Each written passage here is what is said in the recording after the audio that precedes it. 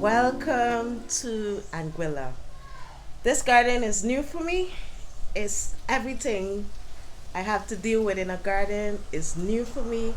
On this island, we're no longer in the southern part of the Caribbean. We're now in the northern part of the Caribbean, where it's everything different to what I know in Trinidad and Tobago. Guys, welcome to the channel. My name is Abby, and I really welcome you to this beautiful, beautiful island. Now, I'm going to share with you guys, just give you a quick, brief tour of the new conditions that we have here in Anguilla.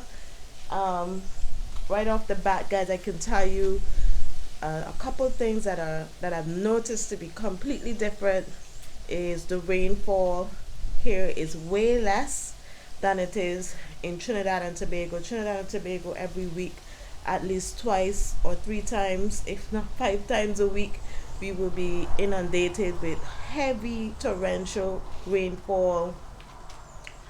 Whereas here, if you get it once a week, count your blessings. I've been here quite a while and I haven't experienced a torrential rainfall as yet. Another thing that's different is that in Trinidad and Tobago it is clay soils, whereas here it is sandy soil. I've never grown in sandy soil, so I have quite a curveball in learning how to grow and get plants to thrive in sandy loam. So guys, in my intro I gave you a quick sneak peek of my couple of raised beds that I've put here alongside the driveway. Right off the bat, I've realized because it's so hot here and so dry, I will need a little bit of shade, especially for the leafy greens and the stuff like the amaranth or the baji or callaloo as you call it. Because it's so dry here, I think I'm gonna be learning, guys. Everything I know gardening to be is going to be completely different, and I am accepting that before I get started. So I'm thinking that this area would be good for my leafy greens, and I will look for another part of the garden to plant the peppers, the root vegetables. I have a couple of cassava sticks that I brought with me. Those cassava sticks I brought with me, I just brought them so that I can get plants to grow so I can have future cassava sticks to plant a better field. Um, what else is different? There's a lot of differences, but let's mention one similarity, and that similarity is birds. Birds is still an issue because of the many fruit trees we have here. The birds are having a field day of the fruits that are in the garden, and so we are going to need to continue coming up with creative ways in saving our fruit. Now, there are a couple of sugar apples out there that I have missed, guys, because the birds completely devoured it before I can get to it. So I have a couple of mesh bags that we're going to put on those fruit trees. So come with me, guys. Let's try and protect the fruits while we can. Guys, I am in love with this garden. There are fruit trees here already. A lot of hard work has come in here before me, and I am appreciative of it.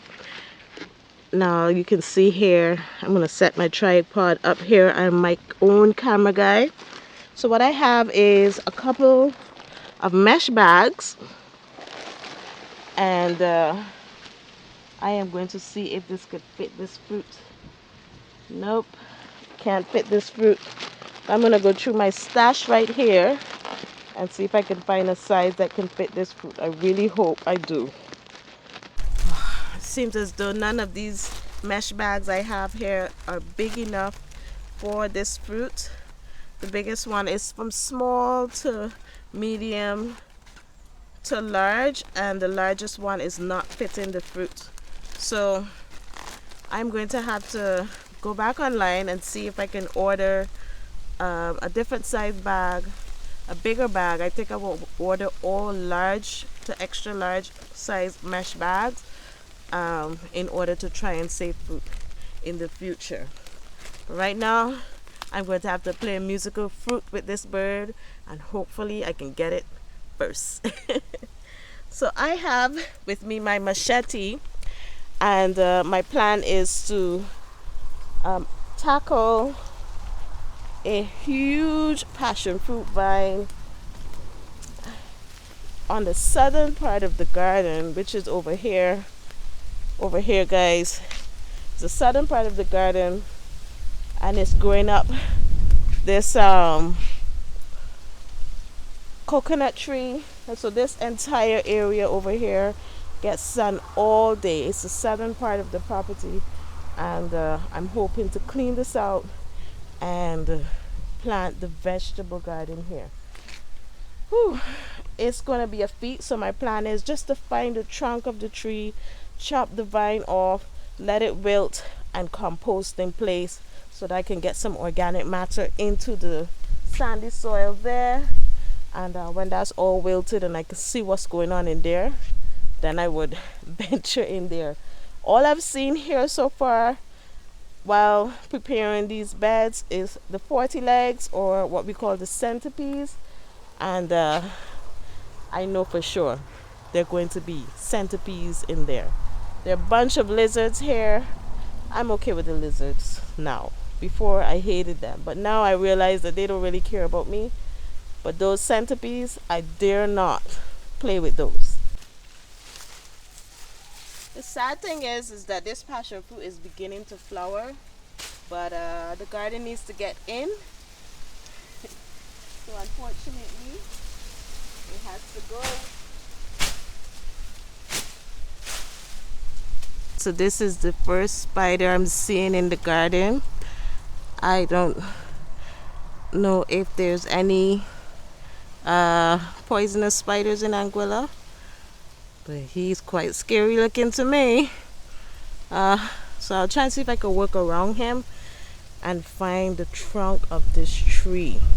At least I know there's no snakes in Anguilla. Woohoo!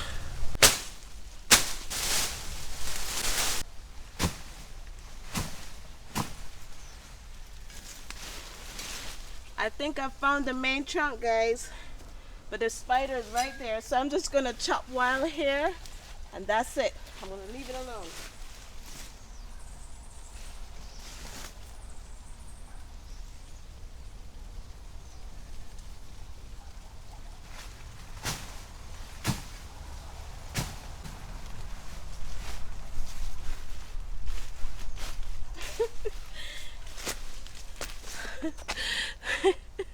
So we're gonna wait and see what wilts there, and then we would proceed with caution.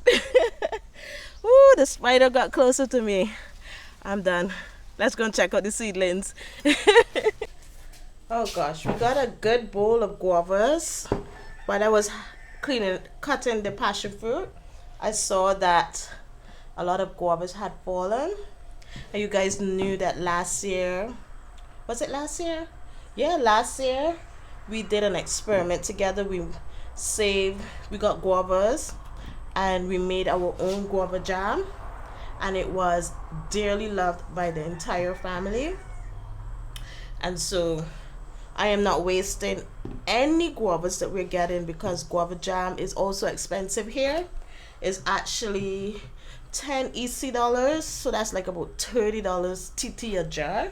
So I am going to be saving these guavas in the freezer until we can, my goodness, my hair is everywhere. until we can get enough guavas to make a good batch for the pantry. Now guys, let me show you these seedlings. As you know, when you're starting seeds, it takes a while before the seeds germinate and ready to go into the garden. And sometimes you just need like your seasonings. These two are also very expensive, and as Caribbean people, we cook with a lot of seasoning. So if you want to jumpstart your garden, you can do as I did here. I bought some scallion or chive or bunching onions as we call it, and I just chopped off the top, so that I left the bottoms, and I put it in some water, and I have it rooting, and it's starting to grow once again. So I'm going to put these in some soil in about a day or two. These ones though, I don't like to put a lot of water at the bottom because I find that it tends to mold. So I just put just enough to make those roots stretch and go down.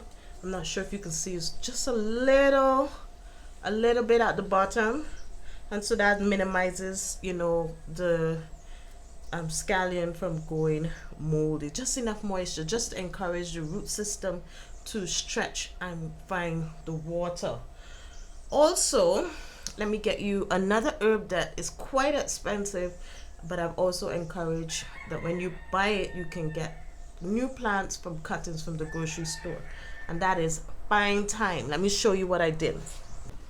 Alright, so this is my seedling area right now. So I have a couple of things that I started from seed. I have some pak choy, I have some cauliflower that's starting to germinate. These are butternut squashes, and these are fine thymes that I bought from the grocery store. And this is not root system as yet, but what I've done is when I buy my fine thyme, I'll give you a closer look at it. When I buy my fine thyme, I go through the entire bundle looking for the pieces that have more than one stem like this, and it tends to has a root system along the stem, and I try to bury it deeply and I stick it in there. This one doesn't seem to be living, it looks a bit wilted, but that's okay. I got 1, 2, 3, 4 plants out of the 7 plants living, so I am okay with that. There are lots of mosquitoes out right now, so I'm gonna hustle up this video to finish. I also have some tigress zucchini here. I started some dill, some Chinese cabbage, and what is this over here? Another tigress zucchini that didn't come up, and a melon that didn't come up. And on this side I have, what's this, some pink cosmos. This is a store-bought pumpkin. We liked it, we bought it in the grocery here, we liked it, and I put some of the seeds in this container. We'll see what we get from there. This is some cilantro. I planted this whole thing of cilantro, only 2 came up. These are all okras. We're getting a good germination there. These are corn. I'm only seeing 1, 2, 3 so far coming up. I planted some sunflowers in this area here, but I'm not seeing any coming up as yet. Ooh, look, I've got a baby tomato coming up here, and we're gonna see what comes of these guys. I almost forgot these guys here. I thought I planted amaranth. I thought it was green amaranth, but you can see it is a hybrid between the red and the green, but that's okay, it should still be delicious. These are some sweet peppers that I planted in here, but nothing has come up as yet. It's only about 2 or 3 days since I planted them. A next set of pumpkins, and these are the California giant zinnias. These are a large flower, and I'm hoping to get many colors because it's supposed to be a multicolored pack. So I'm hoping it's not all pink, because it tends to happen that way, but we'll see. You can see they're all stretching for light, so I'm gonna need to put these guys out here so that they can stop stretching for light, so when the morning sun comes up, they will get light and become more stocky. Yeah, the videos are going to get a little more smooth and a little bit more on the storytelling side, but for now I am just catching my bearings. And basically this video is just to let you know all the things that I'm doing right now. I'm trying to get the garden started, but of course many other hats that I'm wearing, I have to wear them all. I have to tackle everything. So the garden, playing in the dirt, comes in the evenings or early in the morning for 1 hour before I head back to my duties. So guys, this is where we're going to end the video today. There are some livestock here in the homestead, the new homestead, that I want to share with you, but I have to learn how to take care of them, and I'm going to take you along on that journey, because taking care of animals in this different climate is also going to be a game changer. So stick around. Thank you so much. If you haven't already, subscribe now. Thank you for joining me and sticking throughout the end of this video.